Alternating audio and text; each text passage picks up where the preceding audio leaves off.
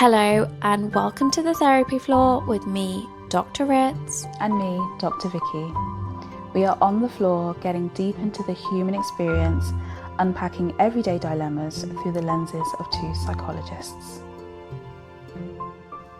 Welcome back to the therapy floor. Welcome back. This is part 2. If you have not watched our part 1, we spoke about a dilemma that was related to body image. Quite a deep one. Check that out if you haven't seen it. But for now, let's get cracking with our next dilemma. Great. So this person addresses us. Hi, Dr. Ritz and Dr. Vicky. I feel like that's the first time someone's actually said hi to us. I know. I mean, someone said hi, ladies, before. Oh yeah, they did, didn't they? Yeah. But this is more personal. Yeah, this feels really personal. Hey.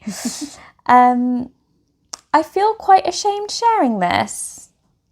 I'm a woman in my 30s. I have a boyfriend. I enjoy my job and I have good friends. But I'm feeling conflicted inside because I'm jealous of one of my friends. I find this eats at me as I genuinely love her and care for her, but pangs of jealousy seem to come out of me, and sometimes it's all I can think about when she is talking to me. She recently got engaged, she has this incredible career and is always travelling to amazing places. Whilst I want to listen to all these adventures and hear about her plans for the wedding, my mind keeps going to, shouldn't this also be happening for me? I feel like I'm not a great friend because I have these feelings. Our friendship has spanned over 15 years and I don't know if I should bring up what I'm going through with her. Ooh, dilemma. First of all, I want to say that I think I like talking about jealousy and envy. And I think what she means is she's envious rather than jealous. What's the difference?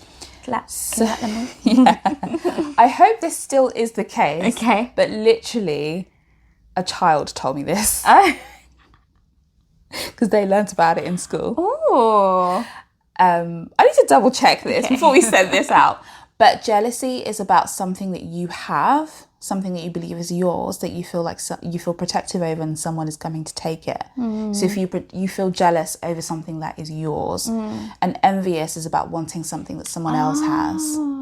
A key difference, right? That's a really good way to look at it. Also, I just want to say here, I love that how open you are about saying, like, I learnt something from a child. Because weren't we talking about this earlier, that sometimes I think people think, or there can be this portrayal in the world, can't they, that like, this is my knowledge, I've come up with it, and it's, no, and we don't say, I don't think neither of us say that, do we? I hope we don't come across in that way. I don't feel like we've invented anything new. No. We're just sat here sharing with you our experience, our training, our life conversations as well, that kind of form part of that. Yeah. Because sometimes it's hard to like differentiate between, I think, like now where I am in your life, and I imagine where you are in your life as well, Vicky, that like the thinking as a psychologist but also the thinking as a human being is so intertwined now. It is, but also I think that is the philosophy of our training as well. And I know that's why I chose the course that we chose. The human experience. Because it's all about the human experience and going on a journey with someone, and not necessarily labelling people with particular conditions, disorders, but actually, for example, if you've gone through X amount of difficult situations in your life, you've gone through some trauma, of course you're going to be depressed. Yeah. Of course, it's normal. Why wouldn't you be? Yeah. And so that's what I love about our training and the way that we work. Yeah. It reminds me of, I think I've talked about uni quite a lot recently. Yeah. Now this reminds me of third year. Okay. So we had to write this paper about diagnoses and we all failed it. Do you remember? We literally, the whole class, 12 of us. I think I erased that from my memory. Oh, and I feel like I told myself that I just got a low mark. No, we all So on our course, if you failed something twice, you were off the course. You're off it. So failing something was huge. Listen, and to get to final year, the third year of my blood, sweat and tears, and you're telling me I might be kicked off the course? Hell no. I'm sure we all did. I'm sure because I remember. No, we did. Yeah, we did. It was E. We did. Who did the marking. We're all like, but you told us to write about diagnosis. So we all did our research about diagnoses. Yeah. You know, looked on PubMed, did all up, blah, blah, blah. And actually she was like, no, you've all totally missed the point. As counselling psychologists, it's not about diagnoses. It's about how people make sense of what they are going through. Yeah. Have you not learned any? I know. It was a very humbling moment. It was very humbling, yeah. But that's it, isn't it? And I love what you said, that this is how this child has been taught about the difference between jealousy and envy. And that makes so much sense. It does, doesn't it? Because then you can approach it in a different way. And I like to encourage people to get in touch with their envy and their jealousy and think about, what is this telling me? Because it's a communication. Like all of our emotions are communication tools. So what is my envy telling me in this situation? My envy is telling me that I have some life dissatisfaction. And when I look at someone else's life and I see something that they have, it also makes me think, I want that too. And that doesn't have to be a bad thing. It doesn't have to be. You can do some further exploration to figure out, where is this desire coming from? Is it about comparison? Is it about keeping up with the Joneses? Is it about status and appearance? Or is it a genuine desire that you have that, oh, this is also something that I want for my life? And own that. If that's something that you want for your life, what can you do to move yourself in the direction of the thing that you desire? Put your friend to one side and think, this is what I want in my life. And even though it may take me some time to get there, and even some things I can't even be in control of because life is unpredictable, but I'm moving forward with this intention because this is the journey, this is the place that I want to get to. So that in that way, I think asking yourself, what is this envy trying to teach me, is a really good question to ask. It could also be teaching you some other things about comparison and the not so helpful aspects of that, which I'm sure we'll come on to. But yeah, that was just like my initial thoughts about this dilemma.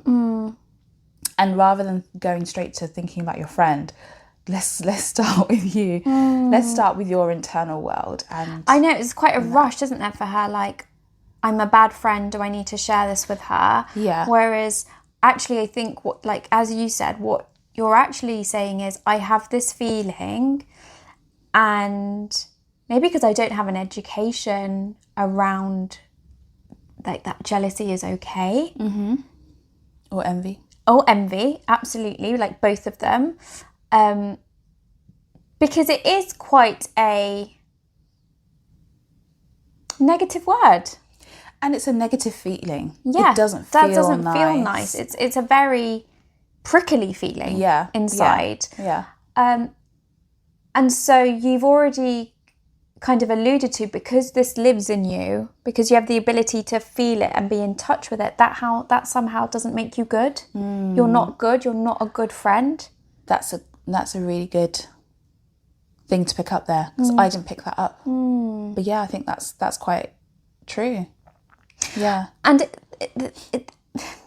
I think jealousies and envy is a really good one to start with, because it's probably the most prickliest of them all, and anger also another one.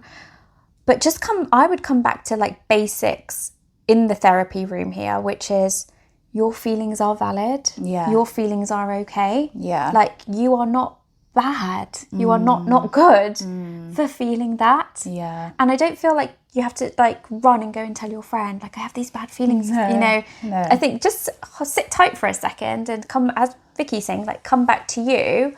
And then once you can accept that this is a normal feeling to have, I really like what you said there. What's it communicating? What's the dissatisfaction? Yeah. Yeah. I don't think we should be striving for these feelings to go away necessarily. No, just acknowledge it. Acknowledge what it may be teaching you. And that's the positive side of it, you know, thinking about what is it that you desire, what are your values, what do you want out of life, and moving forward there. But then there is also the less helpful aspect of it, which is comparison. And in some way, focusing maybe on what you don't have, which I think is also worth talking about. And maybe also locating all of this within your friend. She has everything I want. Why? Where are you in this?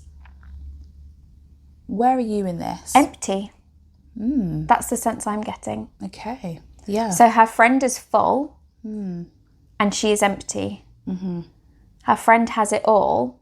She has nothing. Yeah. Do you set that up quite often? Yeah. That's what I would be wondering. Do you view yourself in relation to other people? As less than. Yeah. Yeah. Good question to ask. And if that's the case, then what would we say? How would we work with that? I'm thinking self-esteem, building up her sense of worth,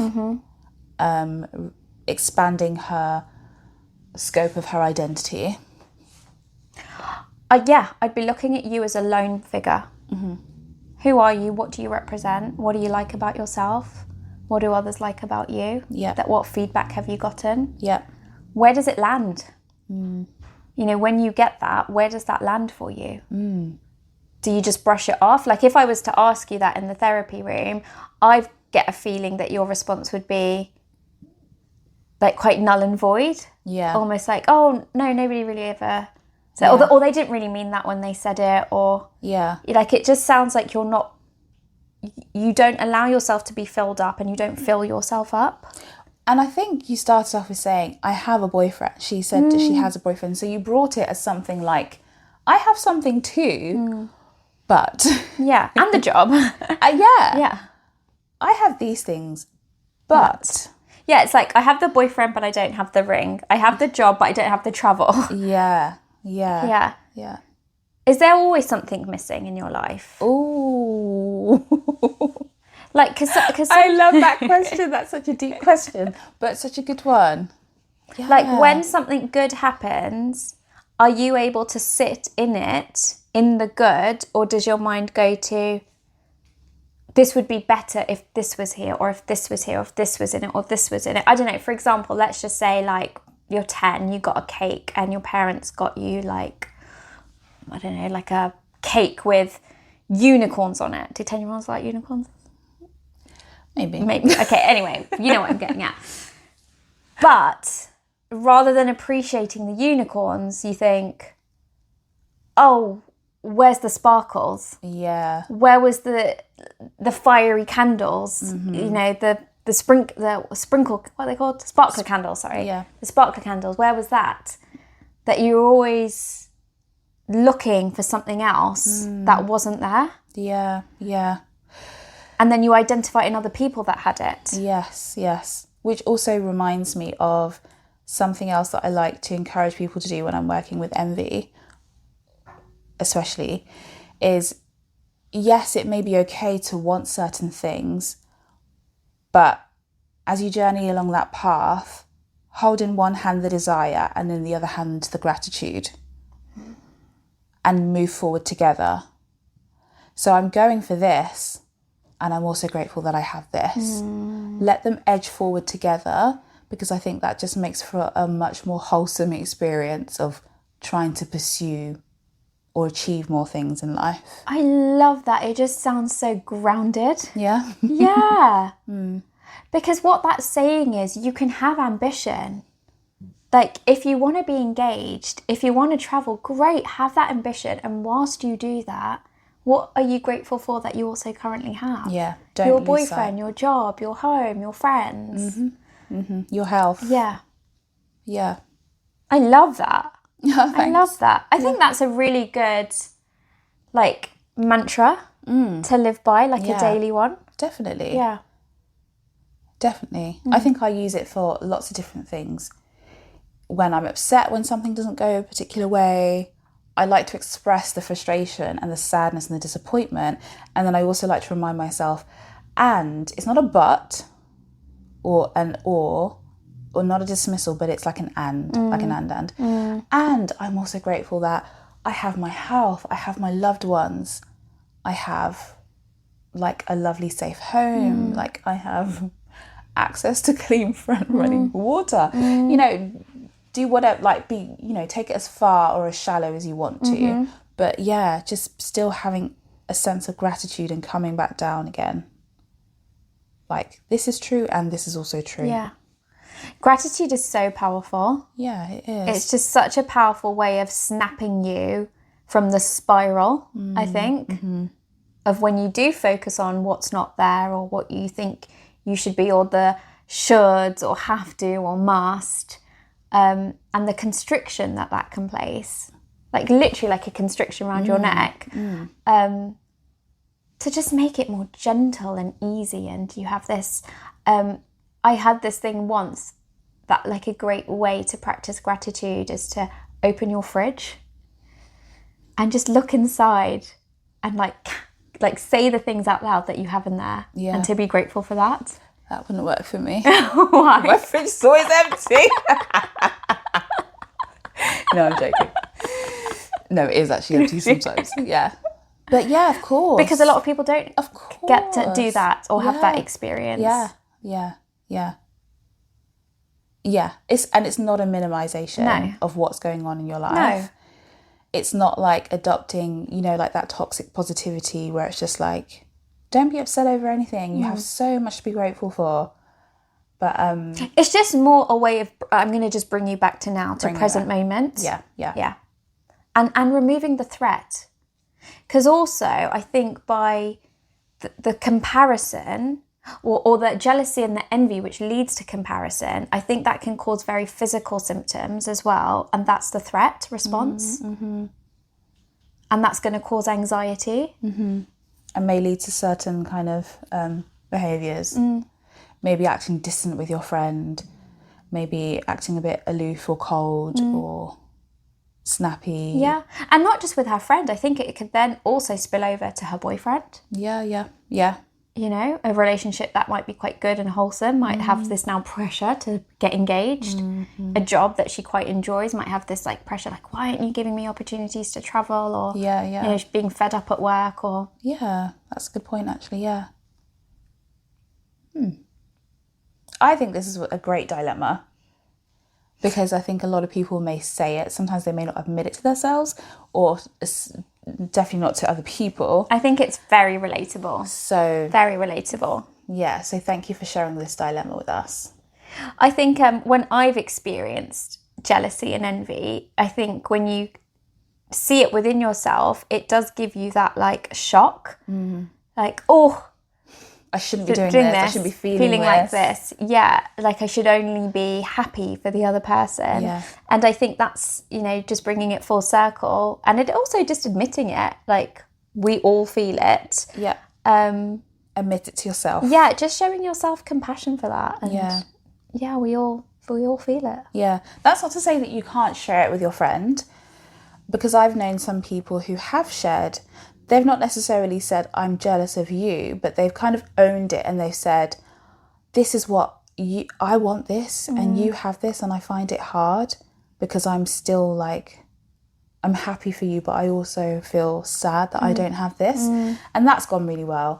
But, you know, it helps to be speaking with someone who can handle that and can handle that conversation well. Definitely. And I think that can be a conversation to come. Yeah. You know what I mean? Yeah. Like after the more internal thinking. Yeah, I agree. Yeah. I agree. All right. Thanks. I think that's a really good one. I think that's really good. Yeah, I hope a lot of people get something from this. So let us know what you do get from it. Yeah. What do you think about jealousy and envy? How do you differentiate between the two, if at all? How have you dealt with it? If you've experienced it, either yourself or maybe felt the effects of it from another person. How have you dealt with it? Please share with us. Yeah.